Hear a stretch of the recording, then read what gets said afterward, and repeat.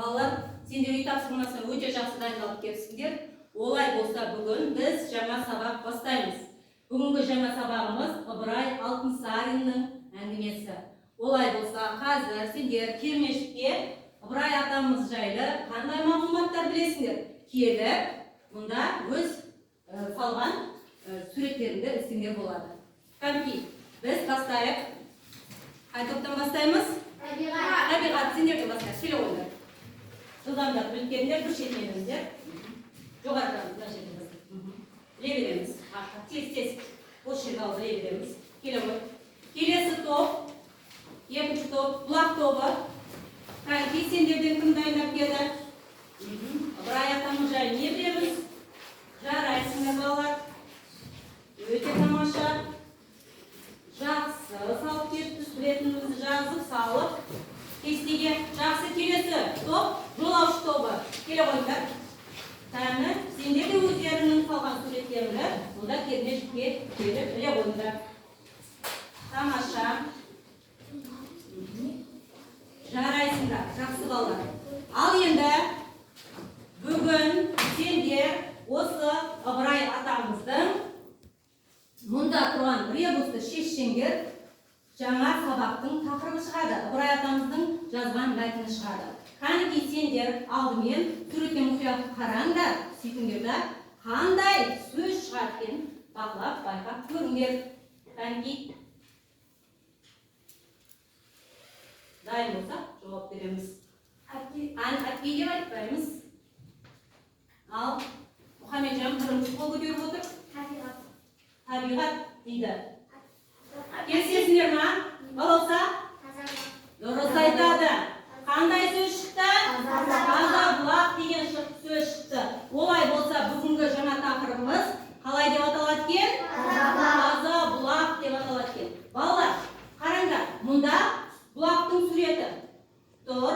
Қазір мен сендерге мынандай бір сұрақ қойғым келіп тұр. Бұлақ дегеніміз не? Не білесіңдер бұлақ жайлы? Кім айтады? Мержан? Ол жердің астынан шығып жатқан су. Жарайсың, жер астынан шығып жатқан су дейді. Мөлдір су дейді, тамаша. Ал Ерсұлтан тұрып жауап бере ғой. Ұмытып қалдық па? Ал Еркежан? Таза және де суық. Суық, салқын су дейді, тамаша. Жақсы, ол жақсы айта қойшы. Емдік суы. Емдік несі бар? Емдік қасиеті бар дейді. Жақсы, жарайсыңдар балалар. Сендер бұлақ жайлы көп нәрсе біледі екенсіңдер. Мына суреттің өзіне де қарасақ, біз бұлақтың әдемі мөлдір екенін естіптіңіз, көріп тұрмыз. Олай болса, қазір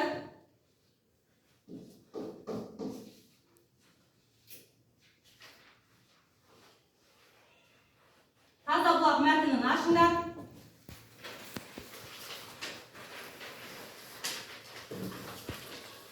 Бір бұлақтың басына балалар үлкен тас қойыпты. Сол тастың бетіне, ей жолаушы, болсаң, осы таза бұлақтай бол деген қасқа сөз жазылыпты. Осы сөзді сендер қалай түсінер едіңдер? Кім айтады? Осы сөз қалай түсінеміз? Арай айта қойшы. Бойыңды осы бұлақтай тазаста. Дұрыс. Өзіңнің осы ойыңды таза бұлақтай, осы бұлақтай таза ұста деген мағынаны білдіреді. Жарайсыңдар, келісеміз бе балалар? Жарайсыңдар. Жақсы. Олай болса, қазір таза бұлақ мәтінін оқиық. Кәні өздерің кітаптарының 86-шы бетін ашыңдар. Кәнекей 3 топ оқимыз. Ал бастаймыз. Мұхамеджан, бастай ол. Таза бұлақ. Даусын шығар. Таза бұлақ. Бір бұлақтың басында 3 жолаушы бір-біріне кез болып тұр. Бұлақ бір тастан жерден шығып жатыр екен. Айнала қалың ағаш жапырақтары бұлақтың үстіне төгілген. Суы мұздай салқын, шыныдай мөлдір, өте таза бұлақ екен. Жақсы. Арайға осыра ғой. Бұлақтың қайнап жатқан көзіне жақын жерге қазандай бір қара тасты қойыпты да тасқа. Ей жолаушы болсаң осы таза бұлақтай бол деп жазыпты. Жарайсың, Гүлназым қарай. 3 жолаушы бұлақтан шөлдері қалғанша су ішеді.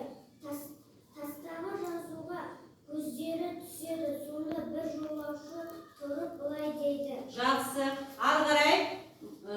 Серпай аяғын жалғастыра ғой. Келесі топтан. Ол жазылған ақыл сөз екен. Бұлақ күні түні тынбай ағып Олар шетелге барады. Бара-бара киініп үлкейеді. Оған жол-жөнекей кішкене бұлақтар қосылып үлкен өзен болып кетіпті. Жарайсың, ары қарай олжас. Оған мынадай ғибрат жалқауланып тоқталып қалмады. Сөйткен ақырында сен де үлкейіп мұратыңа жетесің дегені деп білемін. Жақсы. Ары қарай. Кім Санжар оқи ғой? Жалғастыр. Сонда екінші жолаушы басын шайқап, жоқ, мен олай ойламаймын дейді.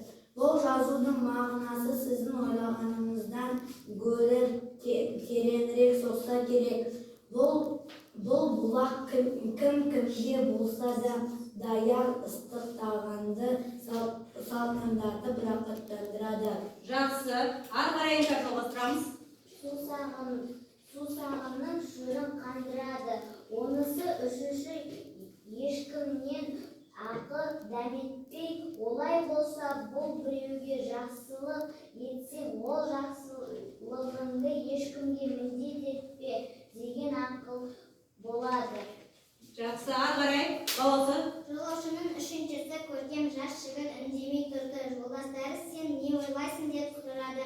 Жігіт айтты, менің ойыма бөтен бір нәрсе келеді. Бұл бұлақтың суы бір орында тынып тұрып, шөп-шалам түсіп, бұлай қоқым болса, бұған адамнан гөрі айуан ынтық болар еді. Бұлақ күні-түні тынбай ағып тазаланып тұрғаны үшін бұған адам ынтық. Олай болса, бұл жазудың мағынасы мынау: көңіліңді, бойыңды осы бұлақтай таза сақта. Бұлаққа қараса, күн түссе күннің, шөп түссе шөптің сәулесін көреміз. Ендеше көңілің сол сияқты сыртқа ашық көрініп тұрсын деген ой деймін депті. Жақсы бала.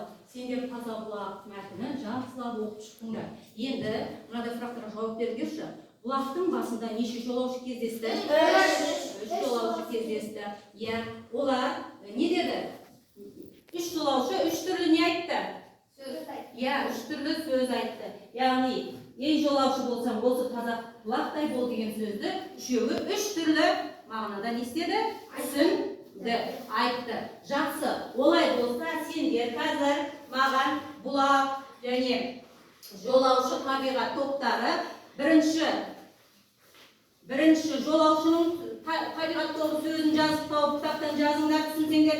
Екінші жолаушының сөзін тауып жазамыз, кәнекей бұлақ тобы, ал жолаушы тобы үшінші жолаушының айтқан сөзін кітаптан іздеп тауып жазамыз. Кәнекей постермен жұмыс жасаймыз, ақылдасамыз, айтамыз, көмектесеміз. Біреуіміз ішінен жазамыз, басқаларымыз көмектесеміз. Болған топ, яғни маған әр жолаушы не айтқанын оқып береміз. Айтып отырыңдар, көмектесіңдер. Рас оқып. Көмектесіңдер, айтып отырыңдар. Айтамыз. Айтып отырыңдаршы. Оңай болсын. Жылдамдап жазамыз.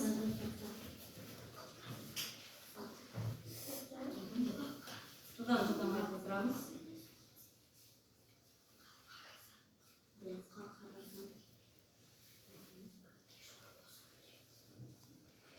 Жазамыз. Аяғы жылдамдап керек.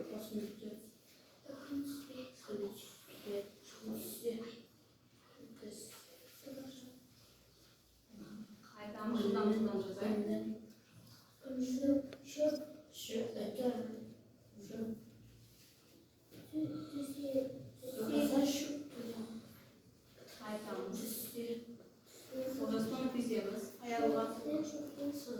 Сендер екінші жолаушының сөзін тауып, кітаптан тауып айтыңдар, көмектесіңдер. Кітапқа қараңдар, екінші жолаушының сөзі қай жерде асылады? Көреміз, сөйлесін. Біреуде деген Көреміз. Қараймыз, көмектесеміз. Айтып болсаңдар, тез жазамыз. Бізде табиғат тобы болды, тапсырманы орындап жылдамдатамыз.